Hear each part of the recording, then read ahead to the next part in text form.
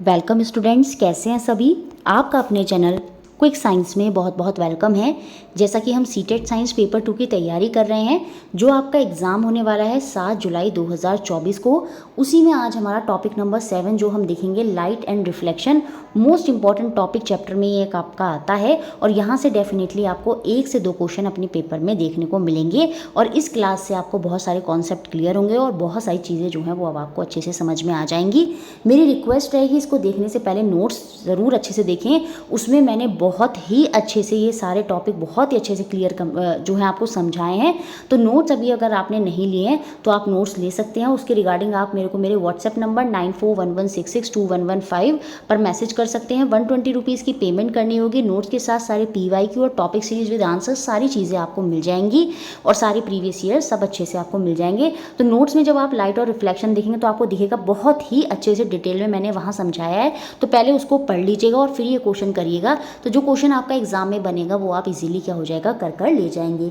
देखिए, सबसे पहले हम वो क्वेश्चन देखेंगे जो अभी तक नहीं बने हैं और जो आगे बन सकते हैं। ये क्वेश्चन NCERT में दे रखा है, बहुत ही सिंपल है। लेकिन देखिए, जब डायग्राम के साथ क्वेश्चन आता है ना तो हम पैनिक कर जाते हैं, जबकि क्वेश्चन क्या है, बहुत ही ईजी है। A patch of light is obtained at B। देखिए यहाँ पर क्या होता है, एक स्क्रीन है तो इस पर क्या होता है, पैच ऑफ लाइट जो है वो ऑब्टेन्ड हो रही है किस पर, स्क्रीन B पर, एज शोन, जैसा कि हमें यहाँ पर दिखा रखा है। Which of the following is kept at position A to get this patch of light. तो ये जो पोजीशन A है यहाँ पर दिखा रही है, इस पर हमें क्या प्लेस करना होगा, तो जिससे क्या होगा, ये पूरा डायग्राम हमको दे रखा है कि टॉर्च है वो जल रही है, वो इससे टकरा रही है और उसका जो रिफ्लेक्शन है वो यहाँ जो है स्क्रीन B पर प्राप्त हमको हो रहा है। उसकी जो लाइट है वो स्क्रीन B पर ऑब्टेन हो रही है। तो उसके लिए हमें A पर जो है क्या लगाना होगा, जो हमें इस तरह का फिनोमिनन देखने को मिले। तो सीधी सी बात है, वहाँ पर हमको शाइनिंग पेपर, ग्लास शीट, ये सब चीज़ें हम नहीं लगा सकते।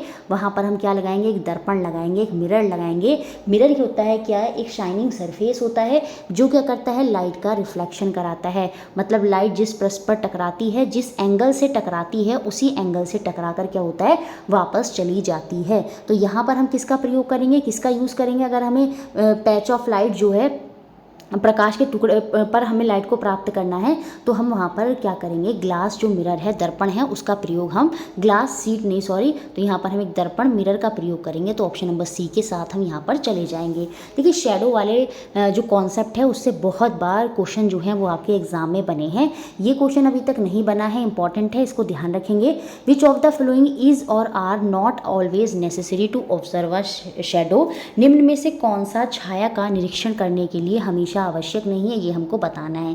देखिए, शेडो बनती कैसे है, उसके लिए मैंने आपको देखिए ये डायग्राम दिखाया है। सबसे पहले क्या होता है, एक हमें लाइट चाहिए होती है, एक लाइट का सोर्स चाहिए होता है और साथ में एक नीचे सरफेस चाहिए होता है। और लाइट और सरफेस, ये जो आपका लाइट सोर्स है और ये जो सरफेस है, इसके बीच में क्या होता है, एक ओपेक ऑब्जेक्ट जो होता है, जिसके आर पार लाइट जो है वो पार नहीं होती, वो हमारा ओपेक सरफेस होता है। तो ओपेक सरफेस होना चाहिए। जैसे ही लाइट इस ओपेक सरफेस पर आती है तो ओपेक सरफेस से लाइट जो है वो पास नहीं होती, लेकिन उसकी जो छाया है, उसकी जो शेडो है, वो उस सरफेस पर क्या होता है, बन जाती है। तो पूरा शेडो बनने के लिए ये हमको चाहिए होता है, ये पूरा शेडो का फॉर्मेशन होता है। तो यहाँ पर क्या नेसेसरी नहीं है, देखिए स्क्रीन हमको बिल्कुल चाहिए, सोर्स ऑफ लाइट वहाँ पर होना चाहिए और आपका जो ओपेक ऑब्जेक्ट है वो वहाँ पर होना चाहिए। तो यहाँ पर कौन सा नेसेसरी नहीं होगा टू ऑब्जर्व अ शेडो, तो वहाँ पर वो सन हो जाएगा। तो ऑप्शन नंबर A जो है वो हम यहाँ से बाहर कर देंगे। सोर्स ऑफ लाइट तो कुछ भी हो सकता है, उसमें सन भी आ सकता है। तो यहाँ पर जब हमें पहले ही दे रखा है प्रकाश का स्रोत, जैसे कुछ भी हो गया, टॉर्च लाइट हो गई, कुछ भी है, तो प्रकाश का स्रोत होना ज़रूरी है। साथ में क्या होना चाहिए आपके लिए, एक स्क्रीन, जो अभी मैं नीचे बोल रही थी कि ये सरफेस होना ज़रूरी है, कि स्क्रीन होनी ज़रूरी है। वो किस लिए होनी चाहिए, जिस पर आपकी शेडो बनेगी। और उस स्क्रीन और उस सोर्स ऑफ लाइट के बीच में क्या होना चाहिए, आपका एक ऑब्जेक्ट होना चाहिए। वो ऑब्जेक्ट कैसा होनी चाहिए, वो ऑब्जेक्ट आपका अपारदर्शी होना चाहिए, ओपेक ऑब्जेक्ट होना चाहिए, तभी आपकी शेडो जो है वो बनती है। तो ऑप्शन नंबर A जो है वो यहाँ से बाहर हो गया। देखिए, शेडो को लेकर एक क्वेश्चन और बना है आपका 11 जनवरी 2023 में। ये वो क्वेश्चन मैंने कराया था जो अभी तक बना नहीं है और ये क्वेश्चन पहले भी एग्जाम में बन चुका है। Factor on which the shadow formation of an object is not dependent. वह कारक जिस पर वस्तु का प्रतिबिंब जो निर्माण होता है वो निर्भर नहीं करता। देखिए, शेप, डिस्टेंस, पोजिशन, इन सब पर निर्भर करता है, लेकिन कलर ऑफ द ऑब्जेक्ट, वस्तु का रंग कैसा है, उससे शेडो का कोई मतलब नहीं होता। जो छाया होती है आपको पता है वो हमेशा कैसी बनती बनती है वो काली ही बनती है, ब्लैक ही बनती है। तो ऑब्जेक्ट का कलर कैसा है उससे मतलब नहीं है। तो कौन से फैक्ट पर वो डिपेंड नहीं करती, कलर पर डिपेंड नहीं करती। तो ऑप्शन नंबर 4 मेरा यहाँ पर आंसर हो जाएगा। बाकी डिस्टेंस, पोजीशन पर जो है वो शेडो आपकी डिपेंड करती है। जैसे आपने देखा होगा सन जब सुबह को निकलता है तो शेडो ज़्यादा लंबी बनती है, दोपहर के टाइम जो शेडो होती है वो बिल्कुल जस्ट नीचे आ जाती है। तो वहाँ पर उसकी क्या होती है, distance, position, source of light के अकॉर्डिंग उसकी क्या होती है, उन पर वो डिपेंड करती है, लेकिन कलर पर वो डिपेंड नहीं करती। ठीक है, नेक्स्ट क्वेश्चन देखिए यहाँ पर ये भी शेडो से रिलेटेड करके क्वेश्चन बना था आपका ऑफलाइन पेपर में। Which of the following properties of light can be use to explain the phenomena of shadow formation. नीचे दिए गए प्रकाश के कौन से गुणधर्मों का उपयोग छाया बनाने की परिघटना की व्याख्यान के लिए किया जा सकता है, ये हमको बताना है। देखिए शेडो के लिए जो लाइट है वो सीधी सोर्स ऑफ लाइट जो है वो आपका ऑब्जेक्ट पर पड़ता है सीधा, और सीधा फिर उसकी छाया जो है वो हमें स्क्रीन पर दिखाई दे जाती है। तो उससे हम ये भी कह सकते हैं कि जो लाइट है वो ट्रैवल करती है किसमें, स्ट्रेट लाइन में। प्रकाश सरल रेखा में गमन करता है, और ये जो सरल रेखा में जो प्रकाश जाता है इसे ही हम क्या बोलते हैं, रेक्टिलिनियर प्रॉपर्टी ऑफ लाइट बोलते हैं। रेक्टिलिनियर प्रोपोगेशन ऑफ लाइट जो है वो हम इसको कहते हैं। Light travel at high speed, इससे कोई मतलब नहीं है इसका। लाइट कंपोज ऑफ 7 कलर, इससे भी कोई मतलब नहीं है शेडो का। Light does not pass through a opaque object, इससे बिल्कुल मैटर करता है आपका, जिससे हम शेडो को समझाएंगे। तो शेडो को कॉन्सेप्ट जब मैं समझा रही हूँ तो उसमें मैं आपको देखिए अपारदर्शी वस्तु का जिक्र कर रही हूँ। प्रकाश अपारदर्शी वस्तु से नहीं गुजरता, इसीलिए उसकी छाया जो है वो हमारी स्क्रीन पर बन जाती है। तो कौन सी प्रॉपर्टीज़ हम यहाँ पर यूज़ कर सकते हैं अगर मुझे शेडो फॉर्मेशन के फिनोमिना को एक्सप्लेन करना है, तो वो A और D हो जाएगा। इसका मतलब ऑप्शन नंबर 4 जो है वो मेरा यहाँ पर आंसर हो जाएगा। देखिए नेक्स्ट क्वेश्चन देखते हैं, और ये क्वेश्चन भी इंपॉर्टेंट है, ये एनसीईआरटी में दे रखा है, अभी तक बना नहीं है। शेडो से आपका क्वेश्चन है। पहेली क्या करती है, ऑब्जर्व करती है अपनी शेडो को, अपनी छाया को, observe the shadow of tree, अपनी छाया को नहीं, पेड़ की छाया को वो ऑब्जर्व करती है सुबह 8 बजे, दोपहर में 12 बजे और 3 बजे। Which of the following statement is closer to her observation about the shape and size of shadow. तो जो शेप और साइज है छाया की, उसके बारे में उसने क्या अवलोकन किया होगा, क्या वहाँ पर उसकी ऑब्जर्वेशन रही होगी, ये हमें यहाँ पर बताना है। Shape of the shadow of the tree changes but the size remain same, ये बात बिल्कुल गलत है। देखिए शेप में कोई फर्क नहीं आएगा। जैसे ट्री की शेप ऐसी है तो उसकी जो छाया है वो इसी तरह की बनेगी, तो शेप जो है वो तो वहाँ पर हमेशा क्या रहेगी, वहाँ पर सेम रहेगी। तो शेप में कोई चेंज नहीं आया होगा, लेकिन उसका साइज वहाँ पर चेंज हुआ होगा। तो ऑप्शन नंबर ए तो पूरी तरह से गलत है, लेकिन ऑप्शन नंबर बी यहाँ पर सही है। जो साइज है शेडो की वो वहाँ पर क्या हुई होगी, उसकी वो चेंज हुई होगी, क्योंकि दोपहर में 12 बजे क्या होता है, वो सिर पर सूरज आ जाता है, तो छाया जो होती है, शेडो जो होती है वो जस्ट नीचे बनती है। सुबह और शाम के टाइम में शेडो जो होती है वो ज़्यादा लंबी साइज़ की बनती है। तो यहाँ पर हम ये कह सकते हैं कि उसने जो ऑब्जर्वेशन किया होगा, अवलोकन किया होगा, उसमें ये निष्कर्ष निकल कर आया होगा कि जो साइज़ है शेडो का वो चेंज हो रहा होगा, बट जो उसकी शेप है वो वहाँ पर सेम ही रही होगी। तो ऑप्शन नंबर बी जो है वो मेरा आंसर होगा। अब देखिए जो साइज़ ऑफ शेडो है, कभी कभी क्वेश्चन ये भी बन जाता है कि जो साइज़ है शेडो का ये किस पर डिपेंड करता है। तो देखिए ये आपका डिपेंड करता है जो आपका क्या है, एक तो ये जो ऑब्जेक्ट है, जैसे जो ऑब्जेक्ट है और ये जो स्क्रीन है, और यहाँ पर ये सोर्स ऑफ लाइट है। तो सोर्स ऑफ लाइट और ऑब्जेक्ट के बीच की जो पोजीशन है उस पर भी डिपेंड करता है, और ऑब्जेक्ट और स्क्रीन के बीच की जो यहाँ पर पोजीशन है ये उस पर भी डिपेंड करता है कि जो आपकी सोर्स ऑफ लाइट है और जो आपका ऑब्जेक्ट है उसकी पोजीशन पर भी क्या होता है, आपकी साइज़ डिपेंड करती है, और जो ऑब्जेक्ट और स्क्रीन है उसकी पोजीशन पर भी क्या होता है, जो आपकी साइज़ ऑफ शेडो होती है वो डिपेंड करती है। अब नोट में आपको एक बात और याद रखनी होगी, ये जो बर्ड होते हैं, जो एरोप्लेन होते हैं, ये आसमान में उड़ते हैं, तो क्या ये भी शेडो बनाते हैं? अगर ये क्वेश्चन बने तो आप वहाँ पर आंसर टिक करेंगे नो, वहाँ पर शेडो जो है वो फॉर्म नहीं होती। क्यों? क्योंकि they are flying at higher altitude, वो बहुत ज़्यादा ऊंचाई पर जो है उड़ रहे हैं, जिसकी वजह से उनकी जो शेडो है वो वहाँ पर नहीं बन पाती। शेडो हमें सिर्फ उन्हीं की दिखती है if they are flying very close to the ground. अगर वो बहुत ज़्यादा ग्राउंड के क्लोज फ्लाई करेंगे तभी हमें उनकी शेडो दिखाई देती है। तो क्वेश्चन बन सकता है, आसमान में बर्ड उड़ रही है तो क्या ज़मीन पर उसकी शेडो जो है वो वहाँ पर बनेगी? तब आप वहाँ पर टिक कर देना नो, क्योंकि वो बहुत हायर एल्टीट्यूड पर फ्लाई कर रही है, जिसकी वजह से उसकी जो शेडो है, वो छाया है, वो वहाँ पर नहीं बन पाएगी। तो शेडो का कॉन्सेप्ट मुझे लगता है अब आपको क्लियर हो गया होगा। काफ़ी बार इससे जो है वो क्वेश्चन बनते हैं। शेडो के लिए क्या चाहिए होता है कि आपकी स्क्रीन चाहिए होती है जिस पर आपकी शेडो बनती है, छाया बनती है, और एक ऑब्जेक्ट होना चाहिए, अपारदर्शी ऑब्जेक्ट होना चाहिए, और एक सोर्स ऑफ लाइट जो है वहाँ पर होना चाहिए। इन तीनों के होने से ही आपकी जो छाया है वो वहाँ पर ऑब्टेन होती है। आगे जो हम देखेंगे वो देखेंगे मिरर, कॉन्वेक्स, कॉन्केव लेंस, इन सबसे किस तरह के क्वेश्चन बहुत बार मल्टीपल टाइम अलग अलग तरह के क्वेश्चंस बनते हैं। जब आप प्रीवियस ईयर उठा के देखेंगे तो आपको पता चलेगा, नोट्स में आप खोलिएगा टॉपिक सीरीज में तो आपको भर भर के क्वेश्चन मिल जाएंगे, उन्हें आप सॉल्व कर कर देखिएगा। देखिए आपको मैं सीधा सा कॉन्सेप्ट समझा देती हूँ। देखिए प्लेन मिरर होता है, कॉन्केव मिरर होता है, कॉन्वेक्स मिरर होता है। 3 तरह के दर्पण आपको देखने को मिलते हैं। प्लेन मिरर जो होता है जिसमें आप सुबह उठकर अपना फेस देखते हैं वो प्लेन मिरर होता है, फ्लैट सरफेस वाला। इसमें जो इमेज बनती है, याद रखेंगे आपने देखा होगा, ऐसा थोड़ी है उस इमेज को जो प्रतिबिंब बनता है, इमेज बनती है, क्या वो आपको किसी स्क्रीन पर दिखाई देती है? नहीं, वो मिरर के पीछे ही होती है। तो ऐसी इमेज जो मिरर के पीछे ही होती हैं वो आपकी वर्चुअल इमेज होती हैं, वो आपकी आभासी इमेज होती है। आपने अपने आप को मिरर में देखा तो आप हमेशा सीधे दिखाई देते हैं। सेम साइज़ की इमेज जो है वो आपकी प्लेन मिरर में देखने को मिलती है। तो ये प्लेन मिरर के फीचर हो गए। उसके बाद देखिए 2 तरह के मिरर आते हैं स्फेरिकल में, गोलाकार में, जिसमें आपके कॉन्केव और कॉन्वेक्स मिरर होते हैं। अवतल दर्पण होता है और आपका उत्तल दर्पण होता है। सिंपल सा पॉइंट आपको अवतल दर्पण और उत्तल दर्पण के बारे में ये याद रखना है। जो कॉन्केव मिरर होता है, जो आपका अवतल दर्पण होता है, उसमें जब ऑब्जेक्ट नियर होता है मिरर के तो इमेज कैसी होती है? इन्वर्टेड, उल्टी होती है और बड़ी होती है। लेकिन जब ऑब्जेक्ट, देखिए ये मिरर है, सपोज ये क्या है, ये आपका मिरर है और ये यहाँ पर ऑब्जेक्ट है। तो यहाँ पर जब ये ऑब्जेक्ट जो है मिरर के पास है तो उस समय जो इसका प्रतिबिंब बनेगा, जो इमेज बनेगी वो उल्टी बनती है, इन्वर्टेड बनती है और बड़ी बनती है।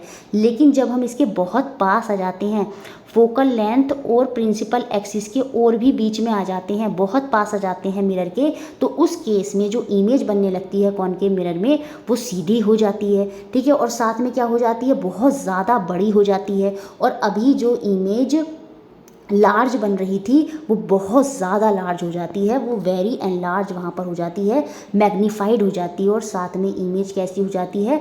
आपकी वर्चुअल हो जाती है, आभासी हो जाती है। लेकिन जैसे जैसे मैं मिरर के दूर जाती हूँ तो उस केस में जो इमेज है वो मेरी उल्टी बनती है और साथ में छोटी होती चली जाती है। कैसी होती चली जाती है? स्मॉल होती चली जाती है। और जो इमेज बहुत पास आने पर अभी वर्चुअल बन रही थी, मतलब मिरर के पीछे बन रही थी, वही इमेज अब दूर जाने पर कैसी बनती है? वो आपकी रियल बनती है, वास्तविक बनती है।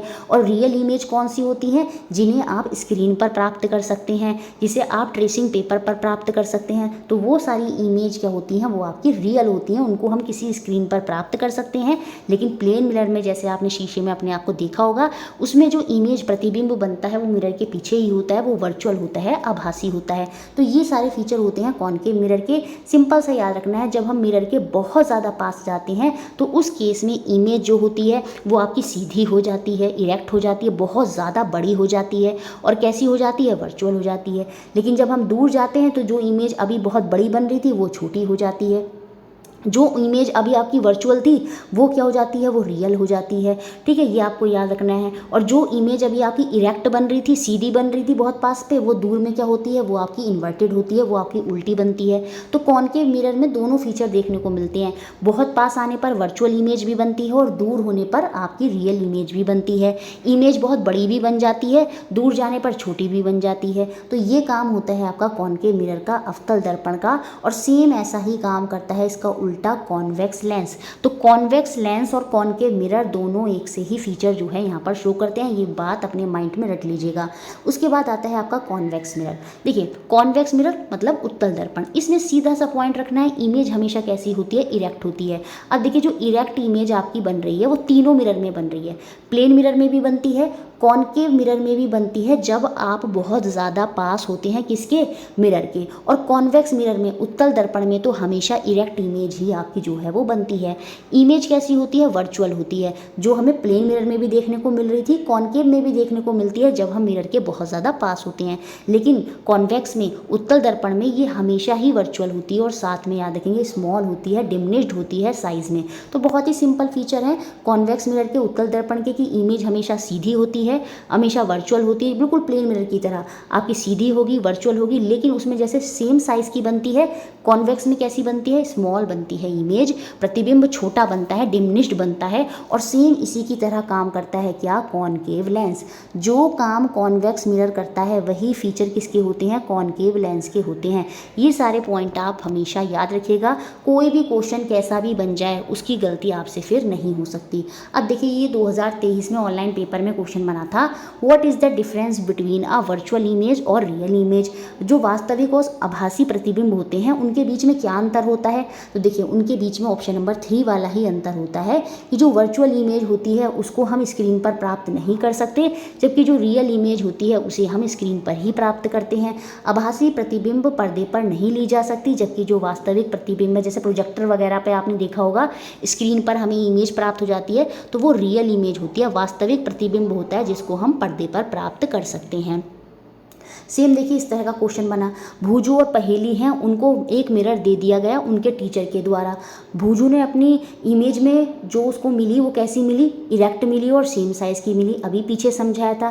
कौन सा दर्पण होता है जिसमें आपकी समान आकार की छवि जो है, सीधी और समान आकार की छवि देखने को मिलती है, तो वो वहाँ पर अभी हमने पढ़ा था समतल दर्पण, प्लेन मिरर होता है। तो इसका मतलब भूजू के पास तो क्या है, प्लेन मिरर है। जबकि जो पहेली है उसके केस में इमेज कैसी बनती है, इरेक्ट बनती है लेकिन छोटी बनती है। तो वो हमने किस में पढ़ा था, अभी कॉन्वेक्स मिरर में ही तो पढ़ा था जो नीचे था। तो इसका मतलब पहेली के पास कौन सा मिरर है, उसके पास कॉन्वेक्स मिरर है। तो ऑप्शन नंबर 3 के साथ हम यहाँ पर चले जाएंगे कि भूजू के पास तो समतल दर्पण है, क्योंकि उसी में इमेज आपकी इरेक्ट और सेम साइज़ की होती है, सीधी होती है और उसी आकार की होती है। और जिसमें छोटी इमेज इरेक्ट होगी और छोटी होगी वो आपका क्या होगा, वो आपका उत्तल दर्पण होगा। तो ऑप्शन नंबर सी मेरा यहाँ पर सही हो गया।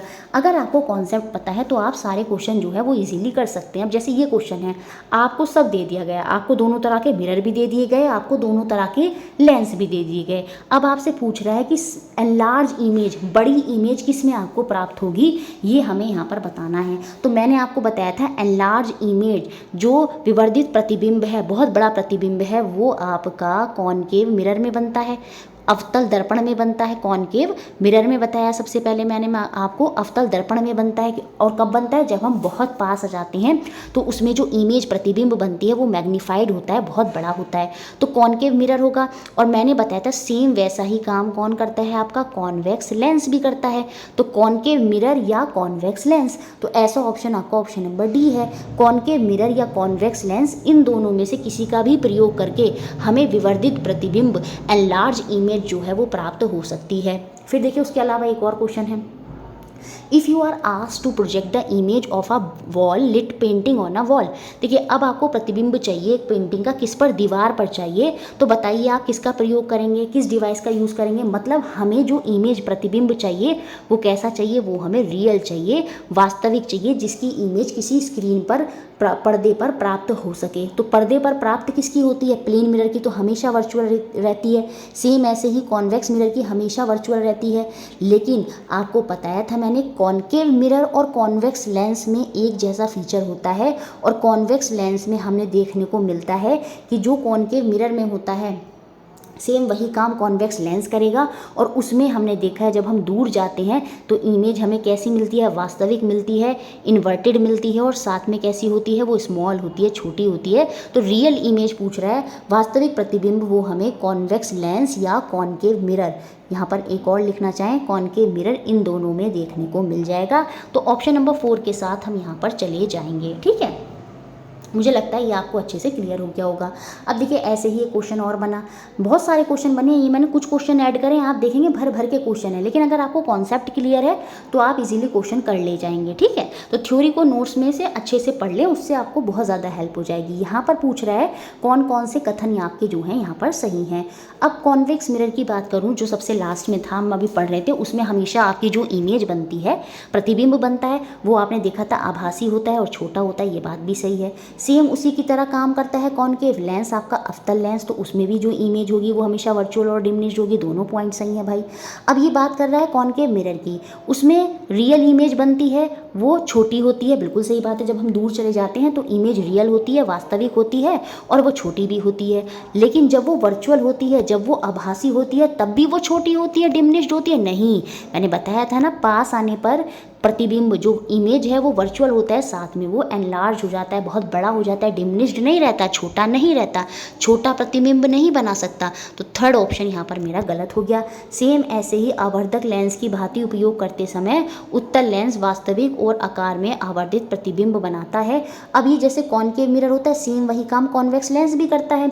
तो जब हम इसे मैग्नीफायर की तरह यूज़ कर रहे होते हैं तो उसमें इमेज जो होती है वो मैग्नीफाइड इमेज तो होती है, लेकिन जो इमेज होती है वो रियल नहीं होती। उस केस में इमेज आभासी होती है, वर्चुअल होती है, तब हमें बड़ा प्रतिबिंब मिलता है। इस वजह से यहाँ पर डी भी गलत हो जाएगा। तो यहाँ पर सही कौन से हैं? ए और बी। तो मतलब ऑप्शन नंबर 3 जो है वो मेरा यहाँ पर आंसर हो गया।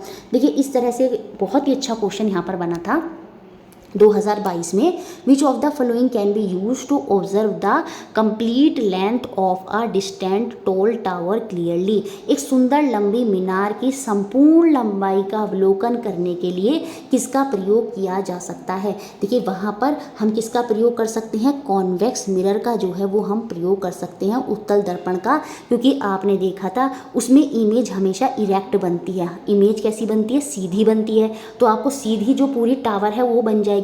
साथ में आपको बहुत बड़ी क्या है आपकी टावर है, उसको एक छोटी से उसमें दिखाना है, तो आपने देखा था उसमें इमेज कैसी होती है? वो आपकी डिमिनिश्ड होती है और साथ में वर्चुअल होती है, मतलब किसी मिरर पर प्राप्त हो सकती है। जैसे आपने देखा होगा जो कार होता है उनके जो साइड मिरर होते हैं, जो कार होती है उसमें जो साइड में इस तरह से 2 मिरर लगे रहते हैं, उनमें भी आपका कॉन्वेक्स मिरर ही होता है।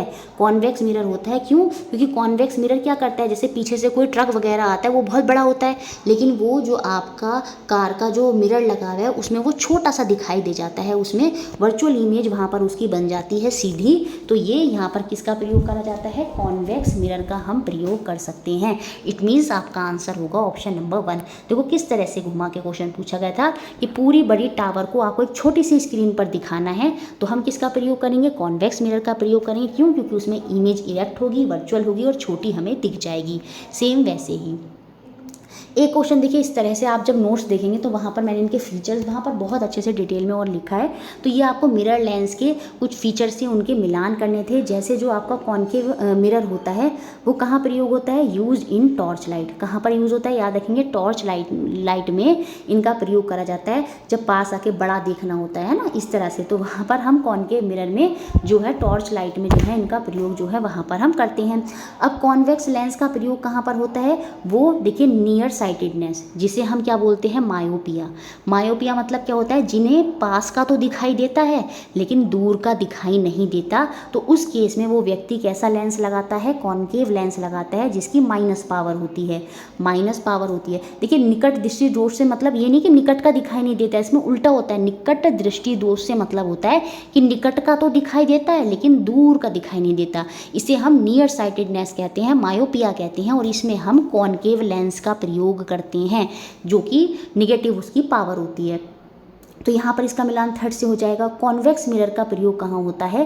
देखिए अभी मैंने आपको बताया था, use in the rear view in vehicle. वाहनों की जो पश्च दृश्य है उसको देखने के लिए, तो पीछे से जो ट्रक वगैरह आते हैं उनको जो देखने के लिए जो साइड में मिरर लगे होते हैं उनमें भी कॉन्वेक्स मिरर का प्रयोग होता है। और कॉन्वेक्स लेंस का प्रयोग वहाँ पर कहाँ होता है? Use in the microscope. क्योंकि जो काम कॉन्केव मिरर करता है, जो काम अवतल दर्पण करता है, सेम वही काम तो कॉन्वेक्स लेंस भी करेगा, उसका उल्टा है ना, उत्तल लेंस भी करेगा। तो जब हमें बहुत पास आकर, माइक्रोस्कोप में क्या होता है? पास आकर हमें छोटी सी चीज़ को बड़ा देखना होता है ना, तो देखिए यही काम तो करता था कॉन्केव मिरर भी, सेम वैसे कॉन्वेक्स लेंस भी करेगा कि जब हम बहुत पास आ जाते हैं तो इमेज हमें कैसी दिखाई देती है? मैग्नीफाइड, बहुत बड़ी जो है वो हमें वहाँ पर दिखाई देती है। तो डी की मैचिंग सेकेंड से हो गई। तो इस तरह से मेरा ऑप्शन नंबर 3 जो है वो यहाँ पर आंसर हो गया।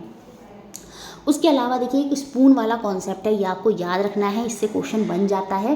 देखिए जो एनसीईआरटी में दे रखा है, जो स्पून होती है आप उसमें कभी देखिएगा अपने आप को, तो जो उसका इनर सरफेस होता है स्पून का वो कॉनकेव मिरर की तरह काम करता है। सिंपल आप इतना याद रख लीजिए अभी। और चम्मच का जो बाहरी पृष्ठ होता है, जो आउटर सरफेस होता है, वो कॉन्वेक्स मिरर की तरह काम करता है। ये पूरी बात, और नीचे जो लिखा है वो तो इनके फीचर ही लिखे हैं जो मैंने पीछे समझा दिए।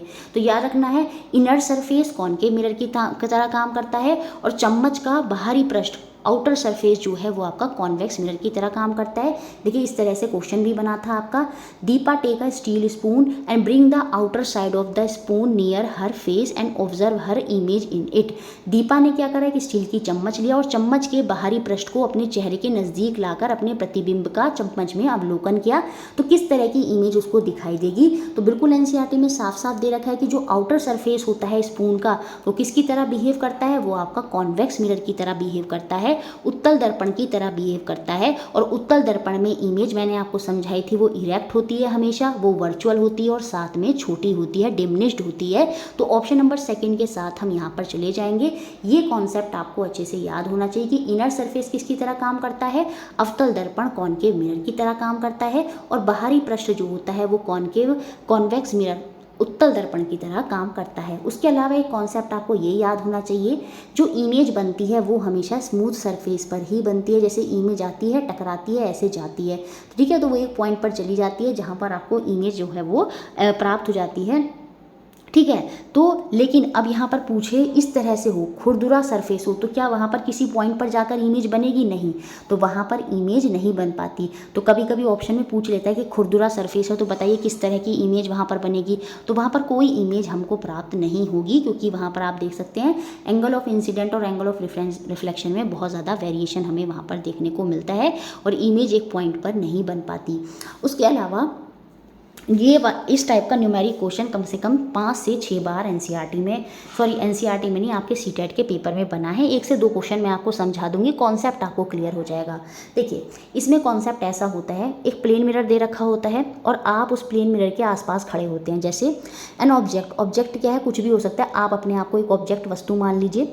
Place as a distance of 0.5 metre in front of a plane mirror, मतलब समतल दर्पण के सामने कोई वस्तु जो है 0.5 मीटर की दूरी पर रखी है। सिंपल सी बात इतनी याद रखनी है आपको हमेशा कि इसके पीछे जो आपका प्रतिबिंब बनेगा, वर्चुअल इमेज जो बनती है, वो भी उतनी ही दूरी पर बनती है जितनी दूरी पर आप दर्पण या मिरर से खड़े होते हैं। तो मतलब वो भी आपकी 0.5 मीटर पर ही बनेगी। इतना कॉन्सेप्ट आपको क्लियर है तो आपसे जो भी पूछेगा आप उसको ईजिली बता देंगे।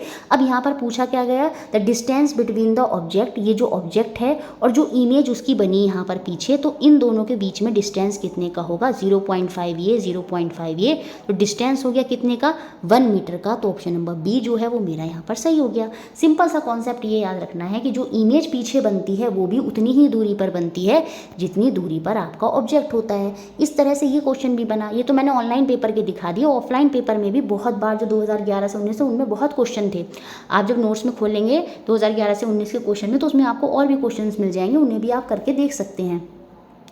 Suppose you are standing in front of a plane mirror fixed on a wall, कोई वॉल पे जो है आपका गैलरी में दीवार पर लगे समतल दर्पण के सामने आप खड़े हैं, ठीक है। You are at a distance of 3 metre, मैं 3 मीटर पर खड़ी हूँ, तो मेरे पीछे जो इसकी इमेज बनेगी वो भी 3 मीटर की दूरी पर बनेगी। और मेरा जो दोस्त है वो 4 मीटर की दूरी पर खड़ा है, मतलब वो 4 मीटर की दूरी पर खड़ा है मिरर से, तो उसका जो प्रतिबिंब बनेगा पीछे वो भी 4 मीटर की दूरी पर बनेगा यहाँ पर।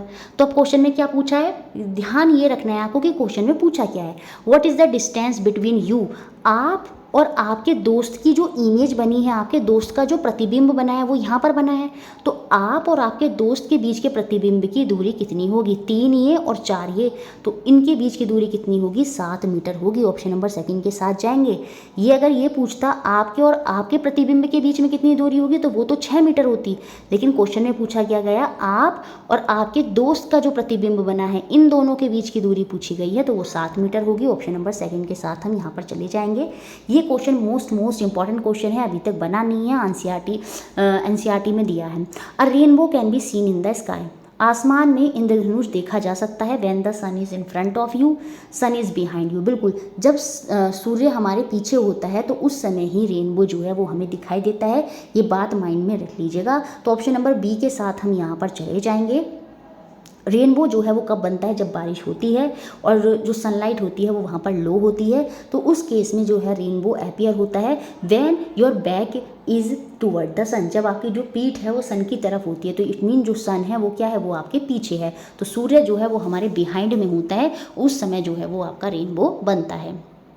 उसके अलावा देखिए ये क्वेश्चन है, air bubble inside a water behave like a, पानी के अंदर जो वायु का बुलबुला होता है वो बताइए किसकी तरह कार्य करता है। तो सिंपल आपको याद रखना है, वो कॉनकेव लेंस की तरह वहाँ पर कार्य करता है, क्योंकि पानी के अंदर बाहर तो वो कॉन्वेक्स लेंस है, लेकिन अंदर की तरफ जाके वो क्या हो जाता है, वो कॉनकेव लेंस हो जाता है। और कॉनकेव लेंस क्या करता है, इमेज को डाइवर्ज कर देता है, लाइट जो है वहाँ पर बिखरी बिखरी जो है वो रहती है। तो एयर बबल इनसाइड वाटर किसकी तरह बिहेव करता है, वो आपका कॉनकेव लेंस की तरह, अवतल लेंस की तरह बिहेव वहाँ पर करता है। अब देखिए यहाँ पर फीचर लिखे हैं कॉन्वेक्स मिरर के, सॉरी कॉन्वेक्स लेंस के। जो आपका उत्तल लेंस होता है, ये लेंस क्या होता है, देखिए आपका एज से थिनर होता है और बीच में मोटा होता है। फोकल लेंथ जो होता है इसका वो पॉजिटिव होता है, मैंने बताया था कॉनकेव लेंस जो पर्सन लगाते हैं मायोपिया में, उसका जो पावर होता है वो माइनस में होता है, तो ये पॉजिटिव होता है इनकी फोकल लेंथ, और इनकी फोकल लेंथ क्या होती है, वो निगेटिव होती है।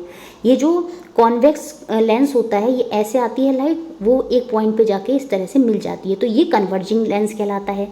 इसमें जो लाइट आती है वो ऐसे चली जाती है, ऐसे इस तरह से, तो वो लाइट को बिखेर देता है, तो ये डाइवर्जिंग लेंस कहलाता है, ये वाला नीचे वाला।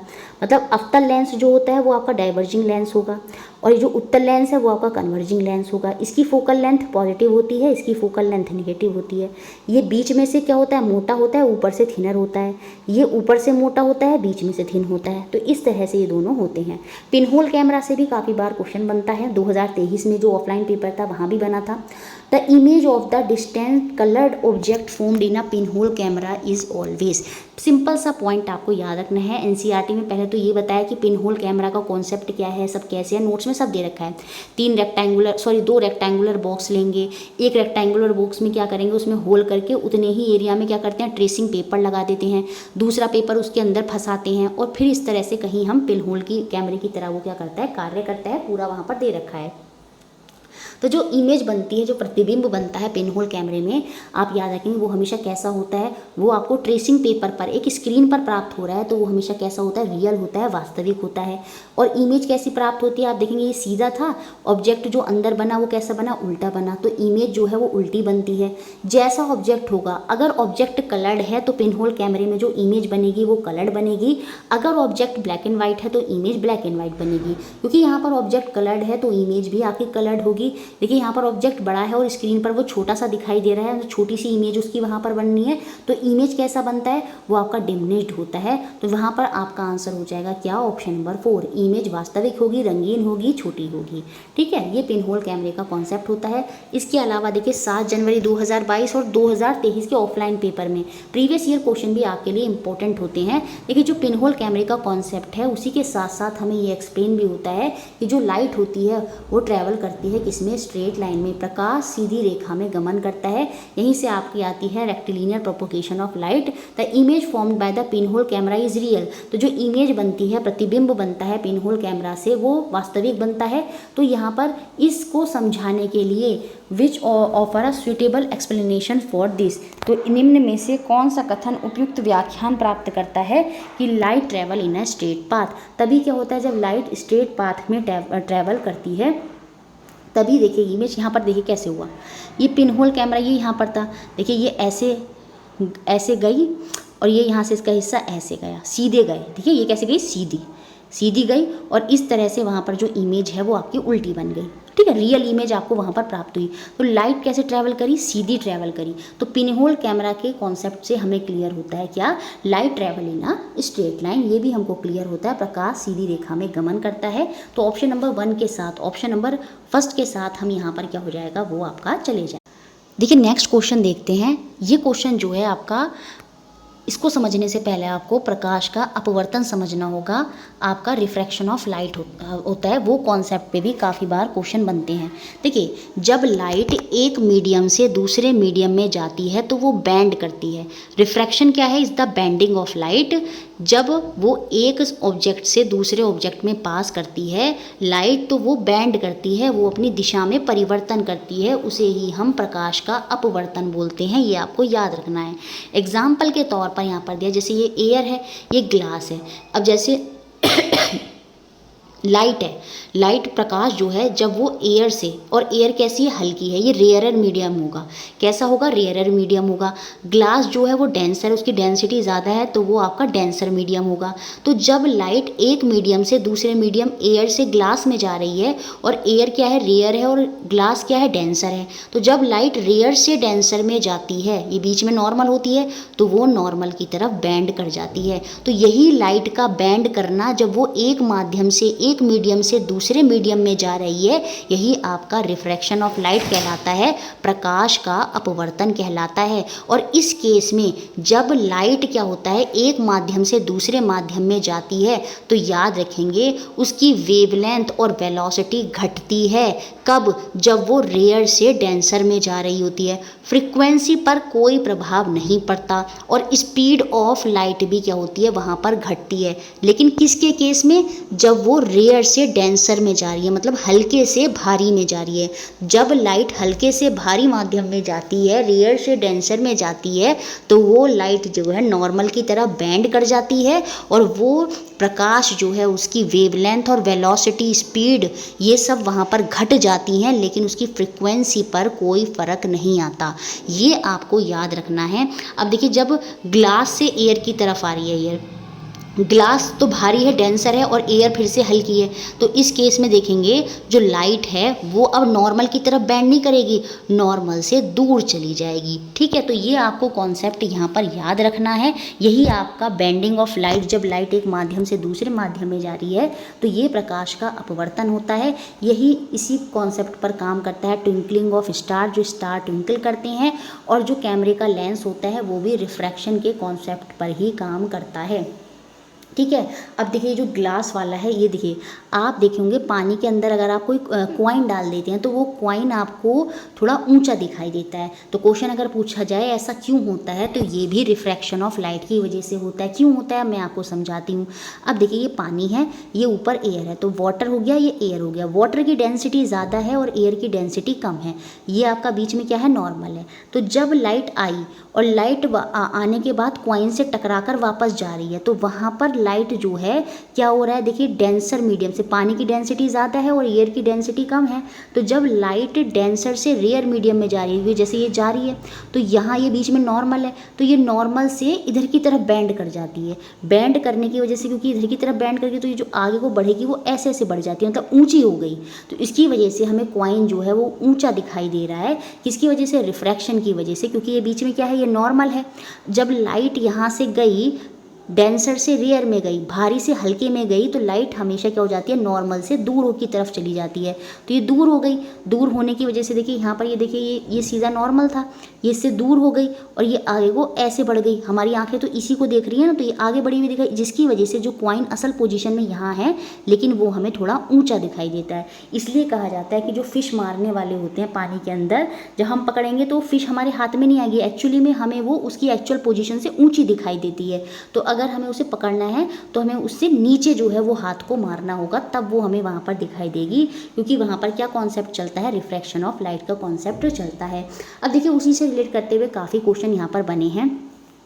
एक मीडियम ए है जो काफ़ी डेंसिटी, उसकी डेंसिटी ज़्यादा है मीडियम बी से, तो बताइए स्पीड ऑफ लाइट के बारे में आप यहाँ पर क्या कहेंगे। तो जैसा मैंने आपको बताया, क्योंकि ये मीडियम ए, उसकी डेंसिटी, उसका घनत्व ज़्यादा है, वो सघन है, तो सघन मीडियम में जो स्पीड ऑफ लाइट होती है वो कम होती है। तो इसका मतलब मीडियम बी में जो लाइट है वो ज़्यादा होगी एज़ कम्पेयर टू मीडियम ए।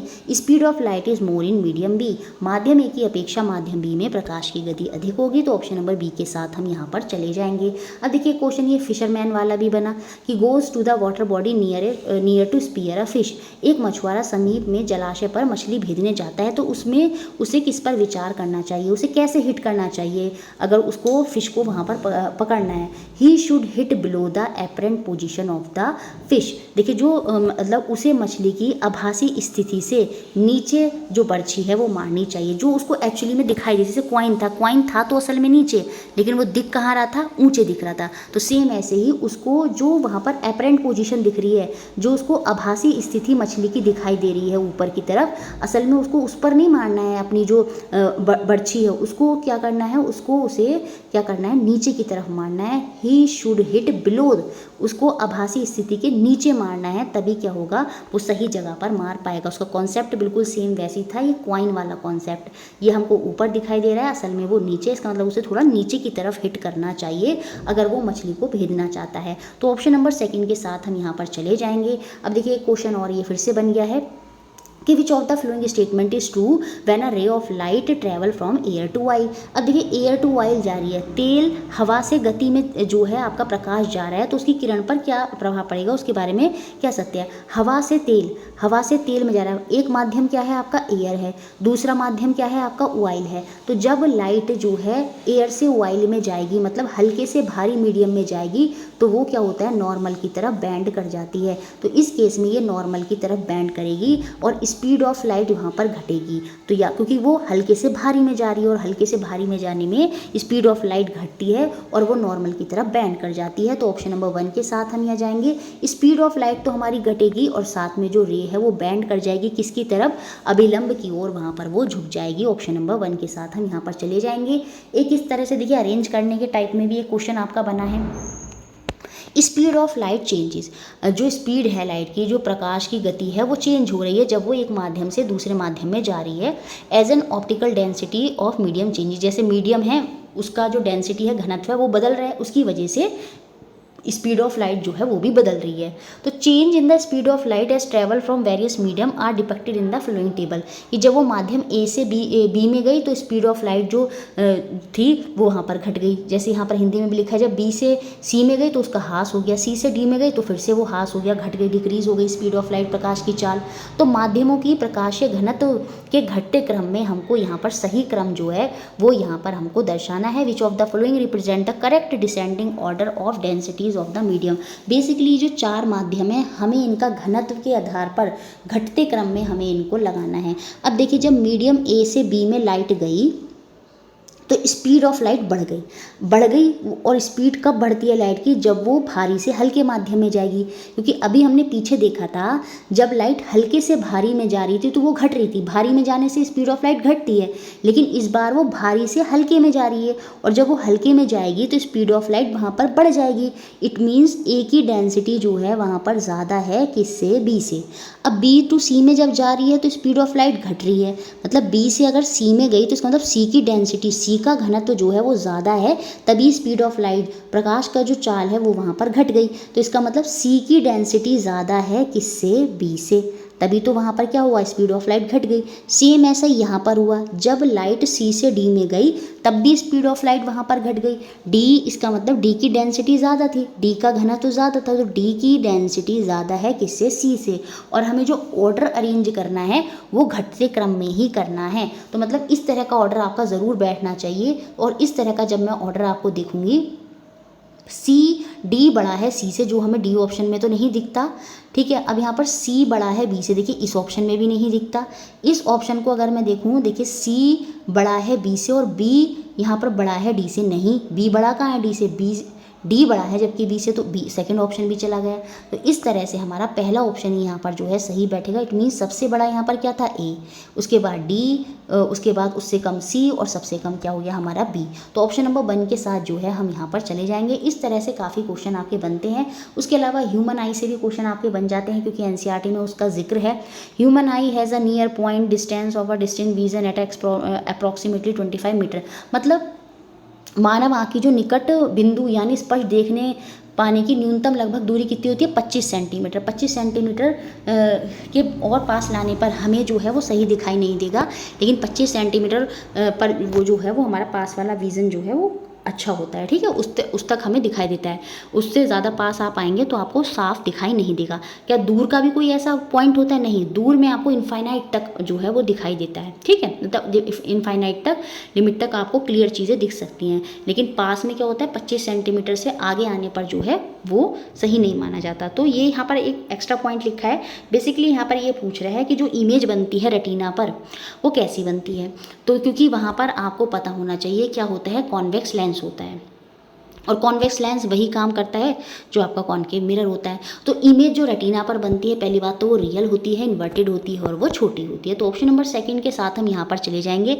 इसने क्वेश्चन हमसे जो पूछा था बस वो आई को ध्यान में रखकर हमसे, जो आई में हमारा लेंस होता है उसको ध्यान में रखकर रेटिना का क्वेश्चन यहाँ पर पूछ लिया।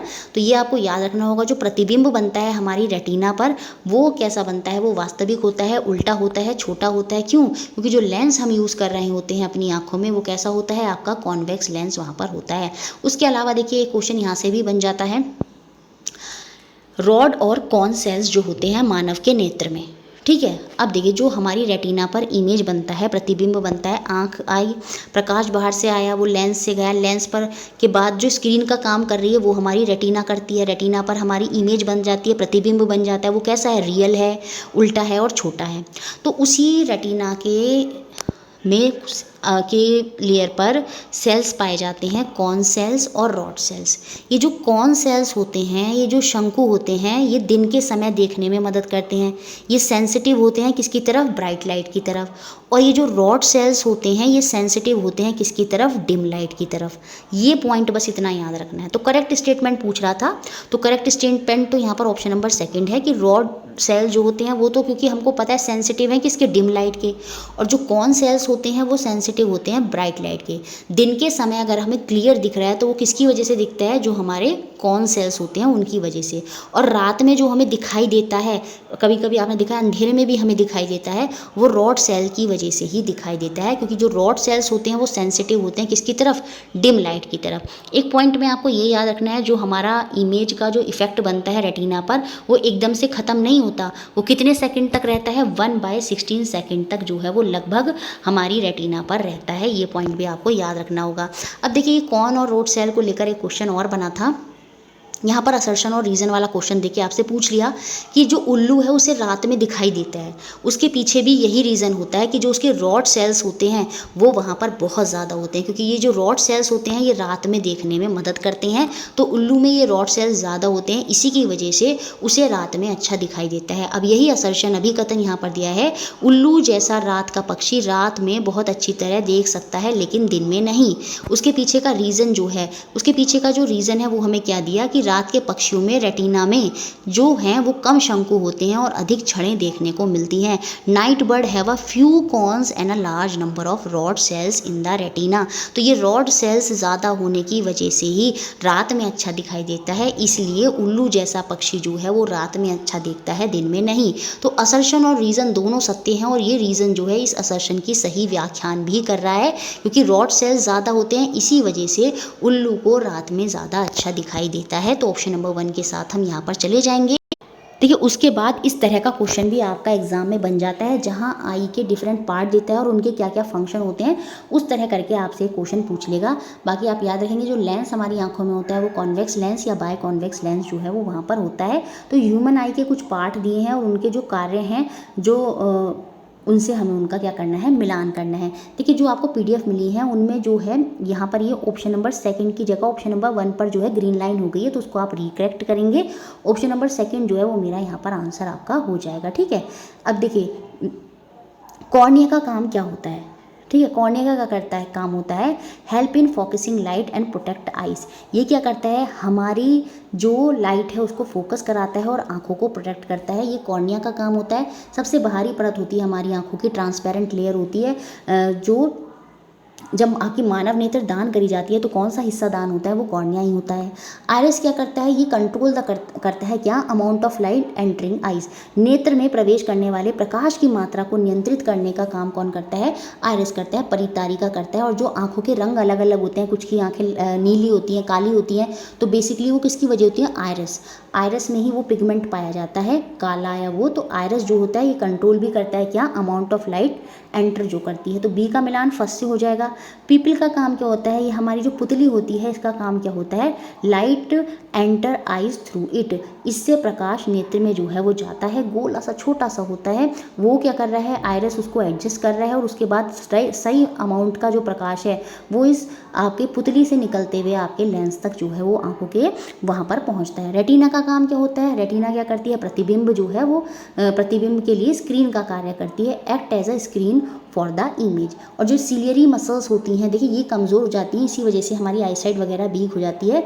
ये क्या करती हैं, सिलियरी जो ये मसल्स होती हैं ये होल्ड करती हैं लेंस की पोजीशंस को। तो ये सिलियरी मसल्स जो होती हैं बहुत बड़ा रोल प्ले करती हैं, तभी कहते हैं आइज़ की एक्सरसाइज करनी चाहिए ताकि जो सिलियरी मसल्स हैं वो स्ट्रॉन्ग रहें और लेंस की पोजीशन में गड़बड़ाहट ना हो। तो सिलियरी मसल्स जो होती हैं वो लेंस की पोजीशन को होल्ड करती हैं। तो ऑप्शन नंबर सेकंड जो है वो मेरा यहाँ पर आंसर होगा।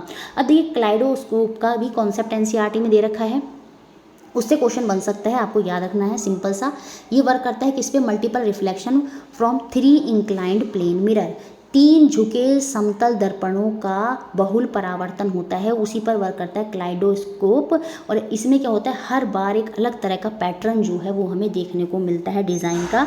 पुराने ज़माने में इस तरह का कॉन्सेप्ट काफ़ी यूज़ होता था। ठीक है, तो ऑप्शन नंबर सेकंड के साथ हम चले जाएंगे। अब देखिए क्वेश्चन ये भी है, काफ़ी बार 2 बार बना है ये। How many image will be formed if you stand between 2 plane mirror position parallel to each other in a trial room in a garment? देखिए शॉप किसी वस्त्रालय में ट्रायल रूम में यदि आप 2 समतल दर्पणों के बीच खड़े होते हैं तो कितने प्रतिबिंब बनेंगे। अगर वो दोनों दर्पण पैरेलल हैं तो उस केस में जो नंबर ऑफ इमेज बनेंगी वो याद रखेंगे आप, वो इनफाइनाइट होती हैं, असीम होती हैं, अनगिनत होती हैं। कब, जब दोनों मिरर क्या हैं, एक दूसरे के पैरेलल हैं। तो ऑप्शन नंबर 4 मेरा यहाँ पर सही होगा। अब देखिए अगला क्वेश्चन क्या है, what will be the direction of reflected ray when a light ray is incident normal to the surface. जब प्रकाश की कोई किरण किसी सतह पर लंबतः आपतित है तब परावर्तित किरण वहाँ पर क्या होगी। देखिए ये इस तरह से रिफ्लेक्शन ऑफ लाइट, प्रकाश का जो परावर्तन है उस पर ये कॉन्सेप्ट है। लाइट जिस एंगल से आती है टकराकर उसी एंगल से वापस चली जाती है और बीच में ये आपका नॉर्मल रहता है और ये तीनों एक ही सरफेस पर जो है आपको देखने को मिलते हैं। यही आपका लॉ ऑफ रिफ्लेक्शन है। 2 नियम होते हैं, लाइट जिस एंगल से आती है टकराकर उसी एंगल से चली जाती है और दूसरा लॉ ये कहते हैं तीनों जो हैं, ये इंसिडेंट रे है, ये नॉर्मल है और ये रिफ्लेक्टेड रे है, ये तीनों एक ही प्लेन पर हमें देखने को मिलती हैं। ठीक है, अब देखिए इसमें इसने ये कहा जो इंसिडेंट रे है वो नॉर्मल से आई, मतलब इस तरह से यहाँ से ऐसे ही आ गई। तो देखिए जब वो रिफ्लेक्ट होकर जाएगी तो वो ऐसे ही वापस चली जाएगी, तो वो परपेंडिकुलर टू द सरफेस ही होगी। तो ये पूछ रहा है कि what will be the direction of reflected रे, जो परावर्तित किरण है उसकी डायरेक्शन क्या होगी। तो वो परपेंडिकुलर होगी सरफेस से, क्योंकि ये तो नॉर्मल था। सपोज दोबारा से बना के समझाते हैं, सपोज ये वो है, ये नॉर्मल है, तो लाइट जो आई है वो क्या करी है, inclined normal to the surface, वो नॉर्मल पर आई है, इस तरह से लाइट पड़ी। तो एंगल ऑफ इंसिडेंट और रिफ्लेक्शन बराबर है। जब लाइट ऐसे आई तो वो ऐसे ही वापस चली गई और जब वो ऐसे ही वापस चली गई तो वो क्या रही, वो परपेंडिकुलर रही किसके, सरफेस के, परपेंडिकुलर टू द सरफेस। तो ऑप्शन नंबर बी के साथ हम यहाँ पर चले जाएंगे। देखिए साइंस के नोट्स लेने हैं, सारे एनसीईआरटी नोट्स बहुत ही अच्छे बेहतरीन, प्रीवियस ईयर सारे क्वेश्चन, टॉपिक सीरीज़ 2011 से 19 तक के सारे क्वेश्चन सब मिल जाएंगे। इसके रिगार्डिंग आप मेरे व्हाट्सएप पर मेरे को मैसेज करेंगे, 120 रुपीज़ की पेमेंट करेंगे और आपको सारी PDF जो है वो आपके व्हाट्सएप पर आपको मिल जाएंगी। The focal length of a concave mirror is 20 centimetre. देखिए क्वेश्चन तो ऐसे दिया जैसे कितना टफ होगा, लेकिन क्वेश्चन बहुत ईजी है। At what distance from the concave mirror should the object be place to produce a virtual image of the object. एक अवतल दर्पण की फोकल दूरी 20 सेंटीमीटर है। आभासी प्रतिबिंब बनाने के लिए अवतल दर्पण को कितनी दूरी पर रखा जाएगा। अब देखिए कॉन्केव मिरर में आपको कैसा प्रतिबिंब चाहिए, वर्चुअल इमेज चाहिए। सबसे शुरू में समझाया था कॉन्केव मिरर में बहुत ज़्यादा पास आने पर हमें क्या मिलती है, वर्चुअल इमेज मिलती है। तो इसका मतलब अब देखिए यहाँ पर ये डायग्राम आपको समझाएगा। ये आपका मिरर है, ये सपोज आपका मिरर है, ये बीच में होता है आपका सेंटर ऑफ कर्वेचर। ठीक है, क्या होता है, ये सेंटर ऑफ कर्वेचर होता है। तो ये जो सेंटर ऑफ कर्वेचर है और ये जो प्रिंसिपल एक्सिस है, इसके बीच में जो पॉइंट होता है ये होता है आपका, क्या होता है, ये आपका फोकस पॉइंट होता है। क्या होता है, F पॉइंट होता है।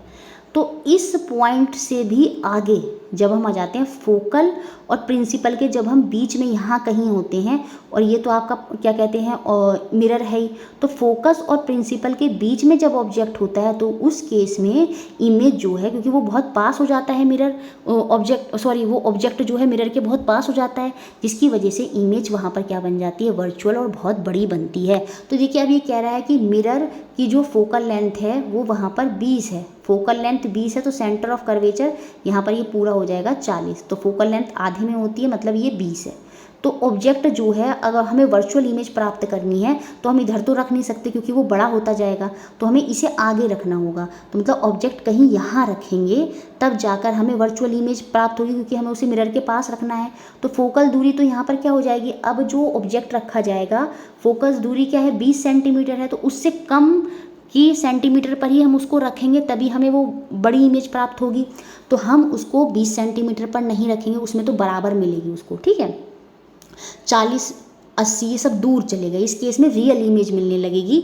हमें चाहिए वर्चुअल, तो वर्चुअल के लिए जो ऑब्जेक्ट होगा वो कहाँ होगा, लगभग हम ये कह सकते हैं अगर ये फोकस लेंथ है तो वो उससे भी आगे होगा। इसका मतलब हम ये कह सकते हैं वो लगभग 10 सेंटीमीटर पर अगर हम उसे रख देंगे मिरर से तो वहाँ पर हमें वर्चुअल इमेज मिल जाएगी। तो ऑप्शन नंबर 1 के साथ हम यहाँ पर चले जाएंगे।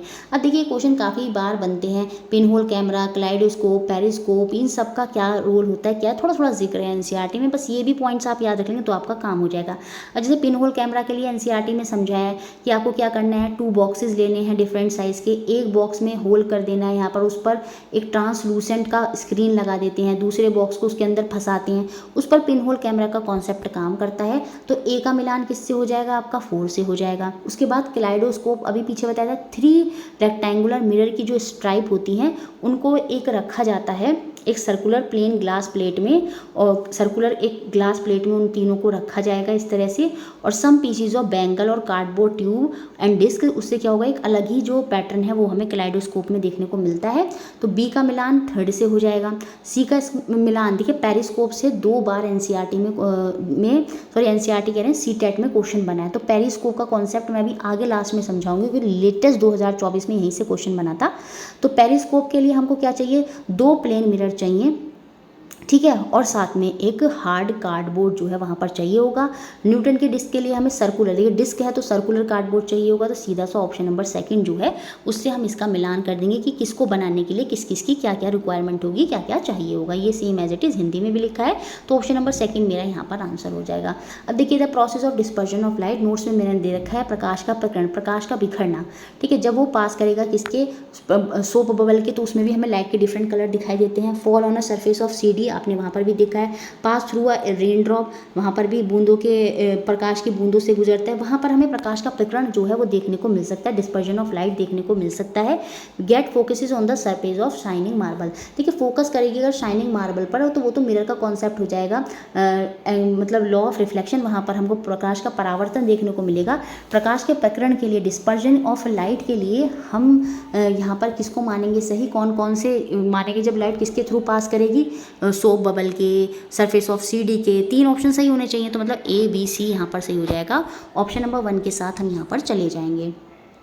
अब देखिए ये क्वेश्चन कितना अच्छा बना है। Shyama is standing 1 metre away from a plane mirror, ये प्लेन मिरर है, उससे 1 मीटर की दूरी पर श्यामा खड़ी है और अपनी इमेज देख रही है। उसने 2 स्टेप पीछे चली गई, वो 2 स्टेप पीछे चली गई, बैकवर्ड चली गई, तो क्या चेंज आएगा उसके प्रतिबिंब में, the image remain the same size but move further away from the mirror, बिल्कुल इमेज के साइज़ पर कोई फर्क नहीं आएगा, ठीक है, वो सेम साइज़ की बनती है। आपको पता है प्लेन मिरर में इमेज जो है वो सेम साइज़ की बनती है, इरेक्ट बनती है, तो उसका जो साइज़ है वो सेम रहेगा। अब क्योंकि यहाँ 1 मीटर पर थी तो उसकी इमेज भी 1 मीटर पर ही बननी थी, 2 स्टेप उसने पीछे ले लिए तो इमेज भी 2 स्टेप पीछे चली जाएगी।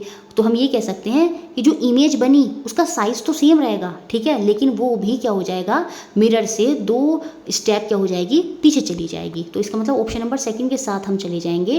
प्रतिबिंब का साइज़ तो समान है लेकिन वह दर्पण से दूर चला जाएगा, क्यों, क्योंकि जब ऑब्जेक्ट ही दूर हो गया तो इमेज भी क्या होगी, पीछे जो बनेगी वो दूरी पर बनेगी। तो ऑप्शन नंबर 2 के साथ यहाँ पर हम चले। नेक्स्ट क्वेश्चन देखते हैं। देखिए एंगल वाले क्वेश्चन भी आपके एग्जाम में बन जाते हैं। What is the angle of incident of the ray if the refracted ray is at the angle of 90 degree to the incident ray. मतलब इंसिडेंट रे और ये रिफ्रैक्टेड ये नॉर्मल है, तो इंसिडेंट रे से रिफ्रैक्टेड रे तक का एंगल जो है वो 90 डिग्री है। तो हमसे क्या पूछ रहा है, हमसे एंगल ऑफ इंसिडेंट पूछ रहा है। पूरा अगर ये 90 है तो इसका मतलब एंगल ऑफ इंसिडेंट और रिफ्रैक्शन तो बराबर होता है, तो मतलब ये दोनों क्या क्या रहे होंगे, ये 45 और 45 रहे होंगे। तो एंगल ऑफ इंसिडेंट यहाँ पर मेरा कितना होगा, 45 डिग्री हो जाएगा। ऑप्शन नंबर सेकंड हो जाएगा, क्योंकि इसने क्वेश्चन में क्या दिया, refracted ray if the refracted ray is at the angle of 90 degree to the incident ray. Incident ray से जो रिफ्लेक्टेड रे है वो कितनी है, वो 90 डिग्री की है। तो दोनों आधी आधी है, मतलब 45 डिग्री की। कि लॉ यही कहता है angle of incident is equal to angle of refraction. पूरा 90 है तो दोनों कितना होगा, 45। तो ऑप्शन नंबर सेकंड के साथ हम यहाँ पर चले जाएंगे। अब नेक्स्ट क्वेश्चन है, if the angle between the normal and the incident रे।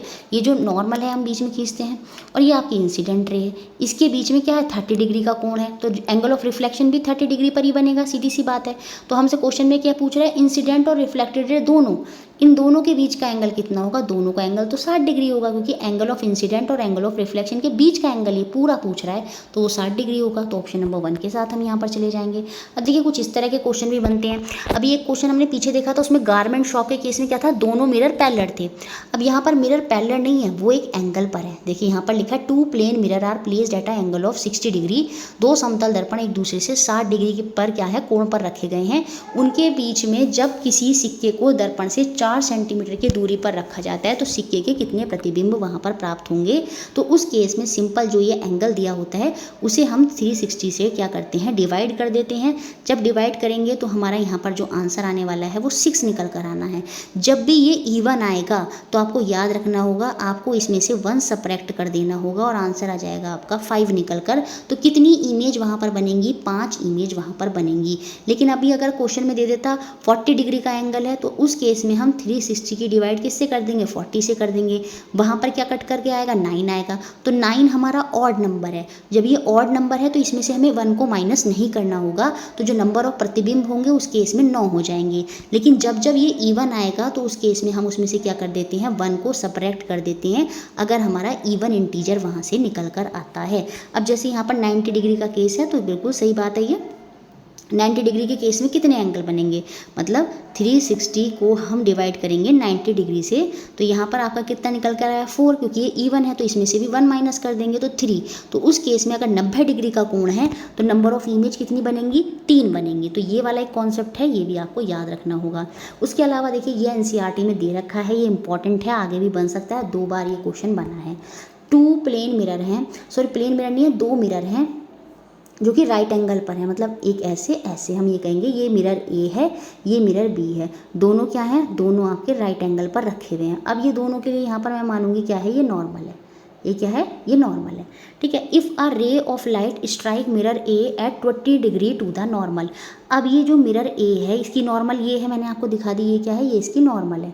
तो 20 डिग्री एंगल से एक लाइट आती है और यहाँ ऐसे टकराती है, ठीक है। 20 डिग्री के एंगल से लाइट नॉर्मल से आके टकराती है तो वापस ऐसे ही चली जाएगी, और ये एंगल भी कितना होगा, ये एंगल भी 20 डिग्री का होगा। ये नॉर्मल यहाँ ऐसे मैं इसको आगे बढ़ा लूँ और यहाँ की नॉर्मल को आगे बढ़ा लूँ तो इस पॉइंट पर ये आ जाएंगे, तो ये कितना एंगल बना लेंगे, 90 डिग्री का एंगल बना लेंगे। क्वेश्चन में क्या पूछा है, फिर ये मिरर बी पे भी स्ट्राइक करेगी, सीधी बात है, ये यहाँ टकराई। What will be the angle of refraction of the ray emerging from mirror B, यहाँ टकराई, उसके बाद अब ये यहाँ से वापस जाएगी ऐसे। तो ये जो एंगल होगा, एंगल ऑफ रिफ्रैक्शन, ये हमसे क्वेश्चन में पूछा गया है कि ये एंगल ऑफ रिफ्रैक्शन कितना होगा जब ये लाइट यहाँ आई, पहले इससे टकराई, टकरा कर यहाँ गई, अब इससे टकराएगी तो ये लाइट इधर जाएगी। तो इस केस में अब ये एंगल ऑफ रिफ्रैक्शन होगा, तो ये एंगल ऑफ रिफ्रैक्शन कितना होगा, ये क्वेश्चन में हमसे पूछा है। क्योंकि ये 20 डिग्री से आई, टकराने के बाद ये 20 डिग्री से गई तो ये 20 डिग्री हो गया। पूरा मैंने बता दिया आपको, क्योंकि ये नॉर्मल यहाँ आगे बढ़ा दी, ये नॉर्मल मैंने यहाँ आगे बढ़ा दी, तो ये पूरा 90 डिग्री बन गया, पूरा एक ट्राइंगल बन गया। ट्राइंगल में तीनों एंगल कितने होते हैं, 180 डिग्री होते हैं, जिसमें से हमें 2 एंगल पता है, एक 90 है और एक 20 है, तो दोनों मिलाकर कितने हो गए, 110 हो गए। तो 180 करने के लिए कितना बचा, 70 डिग्री बचा। तो इसका मतलब ये वाला एंगल जो है कितना होगा, ये मेरा 70 डिग्री होगा। तो ये 70 डिग्री अब मेरा एंगल ऑफ इंसिडेंट हो गया, किसके लिए, बी के लिए, बी मिरर के लिए। तो बी मिरर पे जब एंगल ऑफ इंसिडेंट 70 डिग्री है तो जो लाइट वापस जा रही होगी उसका भी एंगल कितना होगा, 70 डिग्री ही होगा। तो ऑप्शन नंबर 1 के साथ मैं यहाँ पर चली जाऊँगी। सेम ऐसे एक और क्वेश्चन है, अब देखिए सेम वही वाला मिरर वाला क्वेश्चन। इस केस में क्या होता है, लाइट आती है, देखिए टकरा रही है 30 डिग्री के एंगल से। जब ये 30 डिग्री के एंगल से यहाँ आई तो टकरा कर 30 डिग्री के एंगल से इधर चली जाएगी। तो ये भी यहाँ पर कितना बना, 30 डिग्री बना। इस नॉर्मल को आगे बढ़ा दो, इस नॉर्मल को आगे बढ़ा दो, ये कितना हो गया, ये 90 डिग्री हो गया। ठीक है, अब ये 30 है, ये 90 है, तो 120 हो गए। तो ये वाला कितना हो जाएगा, निकल कर आ गया मेरा 60 डिग्री। ये मेरा बी था, तो ये इसके लिए इंसिडेंट की तरह काम कर रही है, तो यहाँ से ये रिफ्लेक्टेड रेस की जा रही होगी। जब ये 60 है तो सीधी सी बात है, ये जो रिफ्लेक्टेड एंगल होगा बी के लिए वो 60 होगा। तो इस क्वेश्चन में एंगल ऑफ रिफ्लेक्शन दोनों के लिए पूछ रहा था, ए के लिए भी बी के लिए। ए के लिए तो एंगल ऑफ रिफ्लेक्शन 30 डिग्री है और बी के लिए एंगल ऑफ रिफ्लेक्शन हमने कितना निकाला, 60 डिग्री। तो ऑप्शन नंबर 1 के साथ इसमें भी चले जाएंगे। उसके अलावा देखिए क्वेश्चन ये है, student is trying to find the approximate focal length of a convex lens by locating the image of the distant building on a wall. तो वो फोकल लेंथ निकालना चाहता है, ठीक है। He is getting a blurred image on the wall, उसको क्या मिल रही है, धुंधली छवि प्राप्त हो रही है। तो उसको क्या करना चाहिए, क्लियर इमेज प्राप्त करने के लिए सीधी सी बात है, वो लेंस को क्या करेगा, मूव करेगा आइदर अवे या forward depending on its position. ठीक है, तो सिंपल सी बात है, लेंस को इसकी स्थिति के आधार पर क्या करेगा, या तो वो दूर करेगा या पास उसको खिसकाएगा, तब वो इमेज जो अभी उसको ब्लर दिखाई दे रही है वो वहाँ पर क्या हो जाएगी, क्लियर हो जाएगी।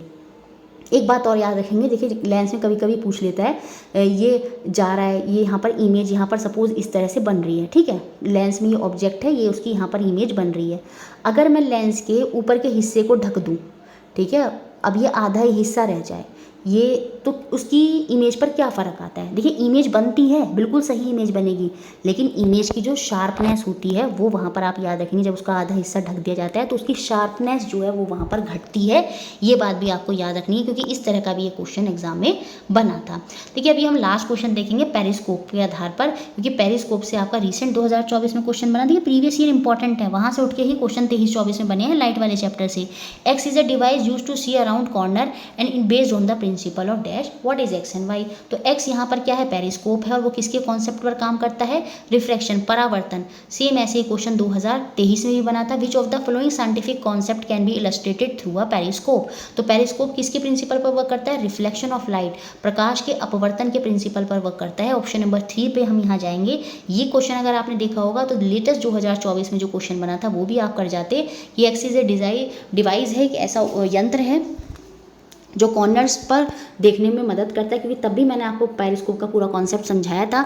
और एक इसके प्रिंसिपल पर वर्क करता है, ये रिफ्लेक्शन ऑफ लाइट के प्रिंसिपल पर वर्क करता है। और पेरिस्कोप के केस में भी हमने देखो वहाँ पर जब हम मिलान कर रहे थे कि उसको बनाने के लिए कार्डबोर्ड चाहिए और हमें क्या चाहिए, 2 मिरर चाहिए। तो देखिए सेम वही यहाँ पर ये दे रखा है। देखिए क्या होता है, बेसिकली एक कार्डबोर्ड हम लेते हैं और इस तरह से यहाँ पर एक मिरर लगा देते हैं और एक ये मिरर लगाते हैं। पेरिस्कोप करता क्या है, जैसे समुद्र के जो अंदर जहाज रहते हैं उनमें ये ऊपर को लगा दिया जाता है, ताकि समुद्र के बाहर की जो चीज़ें हैं अंदर देखने के लिए हम क्या करते हैं, इस पेरिस्कोप का प्रयोग करते हैं। अब देखिए कैसा होता है, सपोज देखिए ये बाहर की वो है, यहाँ से लाइट एंटर करती है, टकराती है, ये यहाँ इस वाले देखिए यहाँ पर, और ऊपर से ऐसे देखिए ये लाइट यहाँ, ये मिरर लगा है रिफ्लेक्शन वाला, लॉ ऑफ रिफ्लेक्शन वाला मिरर जो है सिंपल, जिस पर काम करता है, जो इंसिडेंट एंगल है वो बराबर होगा रिफ्लेक्शन के। तो यहाँ से ये लाइट आई, सेम टकरा कर ऐसे ही सीधी वापस आएगी। फिर ये यहाँ इस एक और प्लेन मिरर लगा है, यहाँ पर फिर टकरा गई, फिर ये लाइट ऐसे वापस चली गई। ठीक है, तो देखिए अब ये हमारी नेत्र तक पहुँच गई। तो ऊपर से जो आ रही थी लाइट वो देखिए नीचे तक टकरा कर ऐसे हमारी आंखों तक आ गई। मतलब ऑब्जेक्ट जो रखा होगा बाहर का उससे टकराई होगी, उसको देखना है तो लाइट उससे टकराई होगी, और टकराने के बाद इस तरह से हमारी आंखों पर वापस आएगी और हमें जो बाहर का ऑब्जेक्ट है वो हमें वहाँ पर क्या हो जाता है, दिख जाता है। तो 2 मिरर की ज़रूरत थी और एक कार्डबोर्ड की ज़रूरत थी। उस पर पेरिस्कोप का हमने कॉन्सेप्ट यहाँ पर देखा कि ये क्या होता है, कॉर्नर्स पर देखने के लिए, क्योंकि लाइट आती है ऐसे ऐसे टकराई, ऐसे यहाँ से कॉर्नर से टकरा के फिर यहाँ पे आ गई।